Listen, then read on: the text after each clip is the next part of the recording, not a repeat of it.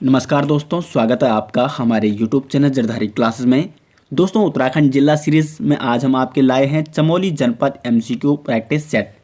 जैसे कि आपको पता है कि हमारे यहाँ पे उत्तराखंड जिला सीरीज़ में चमोली जनपद कंप्लीट हो चुका है और अब हम इसके जो MCQ क्वेश्चन हैं उनकी यहाँ पे प्रैक्टिस करेंगे ताकि आपको एग्ज़ाम में आसानी हो सके कि कैसे किस टाइप के यहाँ पे क्वेश्चन बनते हैं और आपकी प्रैक्टिस वहाँ पे बनी रहे। तो चलिए दोस्तों, आज की वीडियो शुरू करते हैं। दोस्तों, हम आपके लिए लेकर आ रखे हैं उत्तराखंड जीके ऐप, जिसमें आपको उत्तराखंड सामान्य ज्ञान detail notes, MCQ practice set, Uttarakhand previous year paper, quiz और डेली करंट अफेयर्स देखने को मिलेगा। एप्लीकेशन को डाउनलोड करने के लिए सर्च कीजिए प्ले स्टोर में उत्तराखंड जीके और सर्च रिजल्ट में देखिए उत्तराखंड जनरल नॉलेज के नाम से SJ ग्रुप का ऐप और इसको इंस्टॉल कीजिए और इसको एंजॉय कीजिए। और हाँ, यदि आपको ऐप पसंद आता है तो इससे 5 रेटिंग देना बिल्कुल ना भूलें। दोस्तों, आज का फर्स्ट क्वेश्चन है चमोली जनपद का मुख्यालय कहाँ है। तो इसका जो राइट आंसर है चमोली जनपद का मुख्यालय है, ऑप्शन सी राइट आंसर है। गोपेश्वर में है चमोली जनपद का मुख्यालय। देखो, चमोली जनपद की जो स्थापना हुई थी वो हुई थी 1960 में, 24 फरवरी 1960 को। और उस टाइम जो मुख्यालय बनाया गया वो चमोली को ही बनाया गया, लेकिन उसके बाद वहाँ पे बाढ़ आने के कारण फिर 1970 में चमोली का जो मुख्यालय था वो गोपेश्वर में स्थानांतरित किया गया। तो 1970 में चमोली जिले का मुख्यालय कहाँ बनाया गया? गोपेश्वर में बनाया गया। नेक्स्ट क्वेश्चन यहाँ पे क्वेश्चन नंबर 2 है, निम्न में से चमोली तिब्बत यानी चीन के बीच दर्रा स्थित है, यानी कौन सा दर्रा स्थित है? तो वो है यहाँ पे ऑप्शन सी राइट आंसर है। जो चोरहोती दर्रा है ये आपका चमोली और तिब्बत यानी चीन के बीच स्थित है। यहाँ पे सभी दर्रों के बारे में बात कर लेते हैं। कालिंदी दर्रा है आपका चमोली और उत्तरकाशी जनपद के बीच स्थित है। मारचौक दर्रा ये आपका चमोली और पिथौरागढ़ जनपद के बीच स्थित है। उसके बाद जो बाराहोती दर्रा है ये भी आपका चमोली पिथौरागढ़ के बीच स्थित है। तो यहाँ पे जो चोरहोती दर्रा है ये कहाँ स्थित है? चमोली और तिब्बत यानी चीन के बीच स्थित है। क्वेश्चन नंबर 3 है यहाँ पे, भारत का अंतिम सीमावर्ती गांव। तो ये क्वेश्चन कई बार बन चुका है। तो उत्तराखंड में जो भारत का अंतिम सीमावर्ती गाँव है वो है यहाँ पे माणा गाँव। बी ऑप्शन इसका राइट आंसर है। और माणा गाँव यहाँ पे बद्रीनाथ से 3 से 4 किलोमीटर दूर स्थित है। अब देखो, माणा गाँव में कुछ प्रसिद्ध वो है गुफाएं हैं, जैसे ब्यास गुफा हो गए और मुचकुंद गुफा और गणेश गुफा। तो ये 3 गुफा आपको याद करनी है जो कि माणा गांव में कौन कौन सी है? ब्यास गुफा है, मुचकुंद गुफा है और गणेश गुफा। और साथ साथ माणा गांव में केशव प्रयाग भी है जहाँ पे सरस्वती नदी और अलकनंदा नदी का संगम होता है। तो माणा गाँव के बारे में इतनी सारी चीज़ें आपको आनी चाहिए। क्वेश्चन नंबर 4 है यहाँ पे, चमोली जनपद में स्थित गर्म कुंड है। देखो, यहाँ पे जो भी है यहाँ पे ये सभी गर्म कुंड है वैसे। और इसमें जो गंगनानी कुंड है ये आपका उत्तरकाशी में है। तप्त कुंड ये है आपका चमोली जनपद में, बद्रीनाथ जहाँ पे मंदिर है उसी के निकट में स्थित है तप्त कुंड। तो तप्त कुंड का है आपका चमोली जनपद में, बद्रीनाथ मंदिर के निकट में स्थित है। उसके बाद यहाँ पे गौरी कुंड ये आपका रुद्रप्रयाग में है। रुद्रप्रयाग में गौरी कुंड एक गर्म कुंड है। और भौरी अमोला कुंड ये भी आपका कहाँ है? रुद्रप्रयाग में है भौरी अमोला कुंड, जो कि एक गर्म कुंड है। क्वेश्चन नंबर 5 है यहाँ पे, नोठा कोथिग संबंधित है विशाल बद्री से, आदि बद्री से, योग ध्यान बद्री से या वृद्ध बद्री से? तो जो नोठा कोथिग है ये संबंधित है आपका विशाल बद्री से। बी ऑप्शन इसका राइट आंसर है। अब देखो, यहाँ पे आदि बद्री जो कि क्या है? चमोली में स्थित पंच बद्रियों में से एक है आदि बद्री। और यहीं पे आदि बद्री मंदिर में लगता है नोठा कोथिग। तो काफ़ी ये इंपॉर्टेंट क्वेश्चन है। तो बी ऑप्शन इसका राइट आंसर है। क्वेश्चन नंबर 6 है यहाँ पे, सुंदर ढूंगा दर्रा स्थित है। तो जो सुंदर ढूंगा दर्रा स्थित है ये आपका स्थित है चमोली और बागेश्वर के बीच, यानी बी ऑप्शन इसका राइट आंसर है। चमोली और बागेश्वर के बीच कौन सा दर्रा स्थित है? तो वो है आपका सुंदर ढूंगा दर्रा। देखो, दर्रों पर मैंने एक स्पेशल वीडियो बना रखी है, आप यूट्यूब में सबसे ऊपर सर्च कीजिए उत्तराखंड के प्रमुख दर्रे, सबसे ऊपर हमारी वीडियो आ जाएगी। उसमें मैंने शॉर्ट ट्रिक के माध्यम से उत्तराखंड के सभी दर्रे कंप्लीट कर रखे हैं, तो उस वीडियो को आप जरूर देखिएगा। क्वेश्चन नंबर 7 है यहाँ पे, राज्य की सबसे ऊंची पर्वत चोटी है। तो उत्तराखंड की जो सबसे ऊंची पर्वत चोटी है वो चमोली जनपद में स्थित है और उसका नाम है नंदा देवी पर्वत चोटी, जिसकी ऊंचाई कितनी है? 7,817 मीटर। अब देखो, यहाँ पे मैंने चमोली जनपद सीरीज में आपको फर्स्ट पार्ट में इसके बारे में डिटेल्स बताया था कि जो नंदा देवी पर्वत चोटी है वो एक तो नंदा देवी पूर्वी है और एक है नंदा देवी पश्चिमी। तो सबसे ऊंची पर्वत चोटी कौन है? नंदा देवी पश्चिमी है। तो ऑप्शन में यदि सिर्फ जैसे यहाँ पे आ रखा है सिर्फ नंदा देवी आ रखा है तब तो ठीक है, नंदा देवी। लेकिन अगर ऑप्शन में नंदा देवी पूर्वी और नंदा देवी पश्चिमी आ गया तब आपने क्या करना है? नंदा देवी पश्चिमी सबसे ऊंची पर्वत चोटी है जिसकी ऊंचाई है 17 मीटर और पूर्वी की कितनी है 7,434 मीटर है। ये आपको नोट करना है। वैसे मैंने आपको डिटेल्स बता रखी है, अगर आपने वो वीडियो अभी तक नहीं देखी है तो उन वीडियो को आप ज़रूर देखिएगा जो जिला सीरीज हमारी चल रही है। क्वेश्चन नंबर 8 है यहाँ पे, आदि गुरु शंकराचार्य जी ने बद्रीनाथ में स्थापित मूर्ति को किस कुंड से निकाला था। जो बद्रीनाथ में विष्णु भगवान की मूर्ति स्थापित है तो वो किस कुंड से निकाली गई थी, और ये निकाली किसने, आदि गुरु शंकराचार्य जी ने, और ये निकाली नारद कुंड से। ए ऑप्शन इसका राइट आंसर है। और वो मूर्ति जैसे मैंने आपको बताया थोड़ी खंडित भी है, और ये माना जाता है कि नारद कुंड में पड़े रहने के कारण वो मूर्ति थोड़ा खंडित हो रखी है, और वो बद्रीनाथ मंदिर में स्थापित की गई थी आदि गुरु शंकराचार्य द्वारा। बद्रीनाथ मंदिर ये भी पंचबद्रियों में से एक है, जिसको क्या कहा जाता है, विशाल बद्री के नाम से इसको जाना जाता है। क्वेश्चन नंबर 9 है यहाँ पे, दो विशाल शिलाओं से निर्मित महाभारत कालीन भीम पुल कौन सी नदी पर है। तो भीम पुल है यहाँ पे सरस्वती नदी पर। ए ऑप्शन इसका राइट आंसर है। सरस्वती नदी जो कि माणा गांव, सरस्वती नदी और आपका अलकनंदा नदी का संगम मैंने आपको बताया था कहाँ पे होता है, केशव प्रयाग में, माणा गांव में। तो सरस्वती नदी माणा गांव से ही कुछ दूरी पर स्थित है। यहाँ पे सरस्वती नदी पर भीम पुल, जिसको महाभारत कालीन माना जाता है। माना जाता है कि यहाँ पे जब पांडव स्वर्ग की यात्रा पर जा रहे थे तो सरस्वती नदी ने उनको रास्ता नहीं दिया, इसलिए भीम ने वहाँ पे दो बड़ी बड़ी पत्थरों से यानी शिलाओं से क्या किया, उस पुल का निर्माण किया, जिसका नाम है भीम पुल। तो भीम पुल काफ़ी प्रसिद्ध है। कौन सी नदी पर है, सरस्वती नदी पर ये बना हुआ है। क्वेश्चन नंबर 10 है यहाँ पे, नंदा देवी राजात यात्रा के अंतिम पड़ाव में नंदा देवी का डोला किस ताल के निकट रखा जाता है।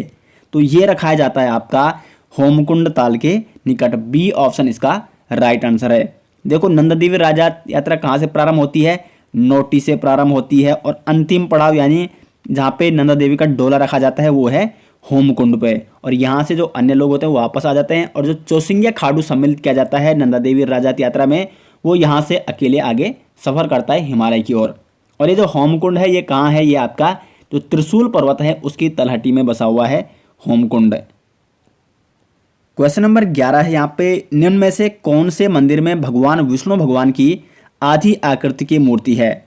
तो यहाँ पे देख सकते हो आप, ये पंचबद्रियों में से 4 बद्री है, आदि बद्री, भविष्य बद्री, विशाल बद्री और वृद्ध बद्री। तो इनमें से एक बद्री में क्या है, भगवान विष्णु की आधी आकृति की मूर्ति है, और वो है भविष्य बद्री। बी ऑप्शन इसका राइट आंसर है। भविष्य बद्री कहाँ स्थित है, ये है जोशीमठ से आगे तपोवन देखा होगा आपने, तपोवन सुना होगा आपने, और तपोवन से ही कुछ आगे सुबही गांव है, और वहाँ पे है आपका भविष्य बद्री मंदिर, जहाँ पे भगवान विष्णु की आधी आकृति की मूर्ति इस मंदिर में स्थित है।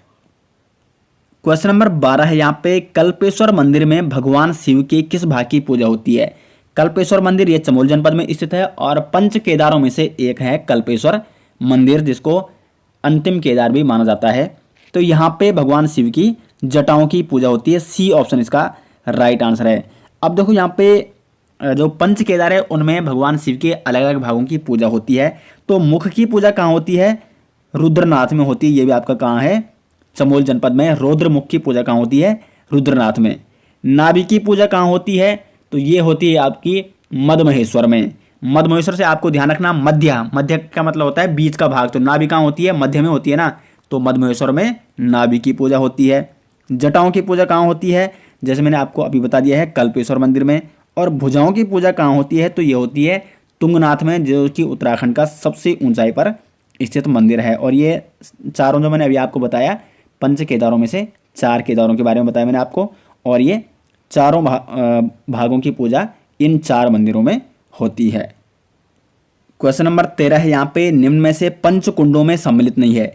देखो उत्तराखंड के पंचकुंड कहाँ स्थित है, बद्रीनाथ में स्थित है। बद्रीनाथ के निकट जो 5 कुंड है उनको कहा जाता है पंचकुंड।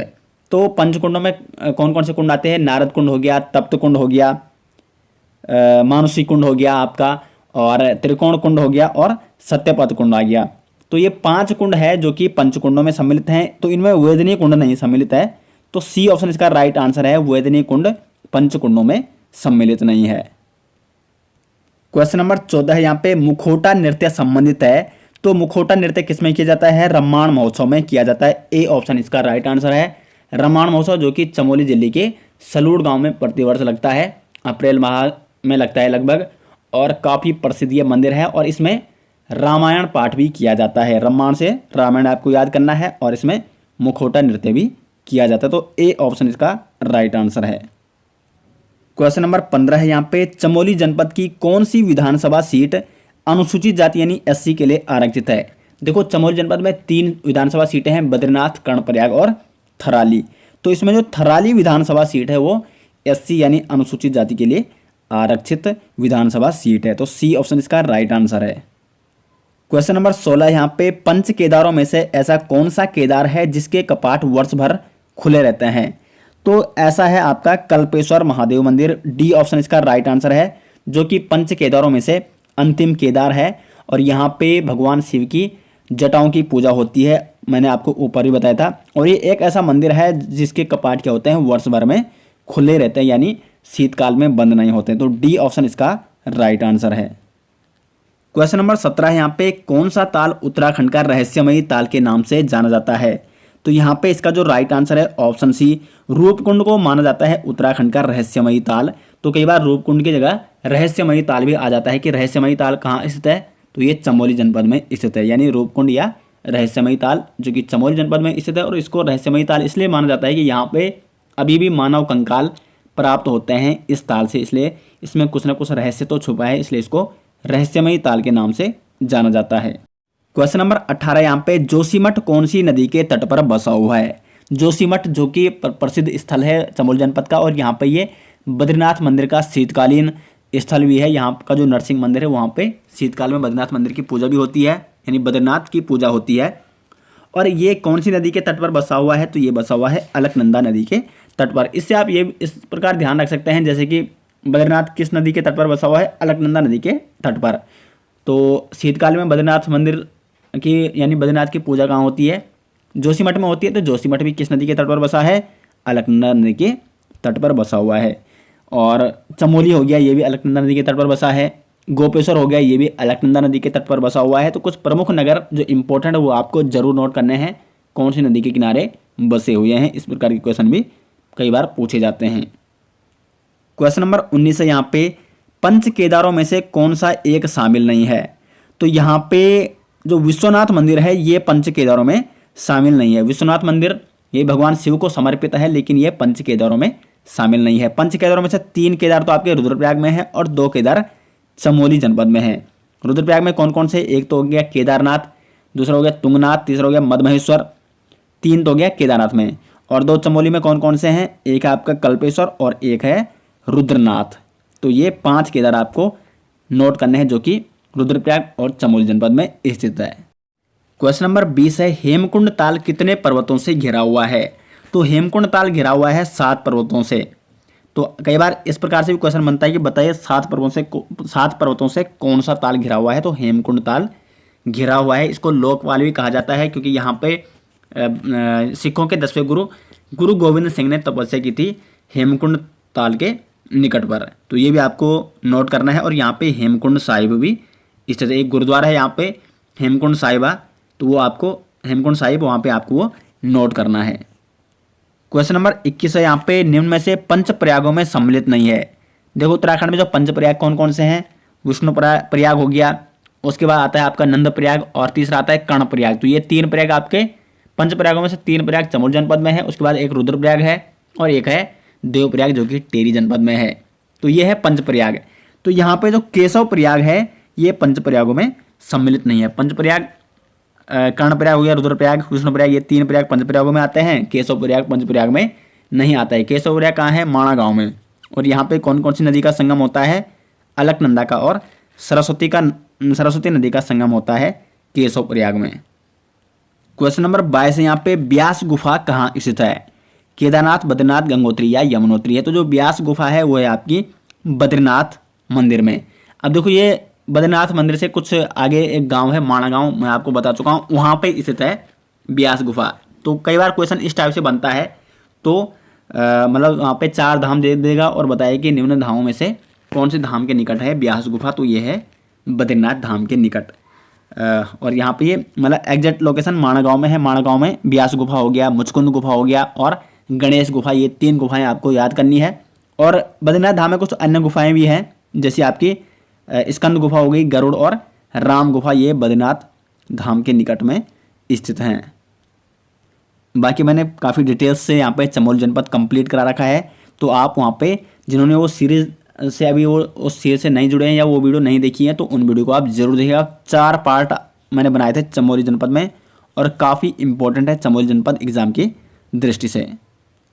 क्वेश्चन नंबर 23 है यहाँ पे, केशव प्रयाग में कौन सी नदी अलकनंदा नदी से संगम करती है? तो ये करती है आपकी सरस्वती नदी अलकनंदा नदी से संगम करती है। कहाँ पे? केशव प्रयाग में, जो कि माणा गांव के निकट स्थित है। क्वेश्चन नंबर 24 यहाँ पे, शीतकाल में बद्रीनाथ मंदिर के कपाट बंद होने पर बद्रीनाथ की पूजा कहाँ की जाती है? तो ये की जाती है नरसिंह मंदिर में। बी ऑप्शन इसका राइट आंसर है। और नरसिंह मंदिर कहाँ स्थित है? तो यह है आपका जोशीमठ में स्थित है। तो बद्रीनाथ धाम का शीतकालीन आवास कहाँ है? जोशीमठ का नरसिंह मंदिर।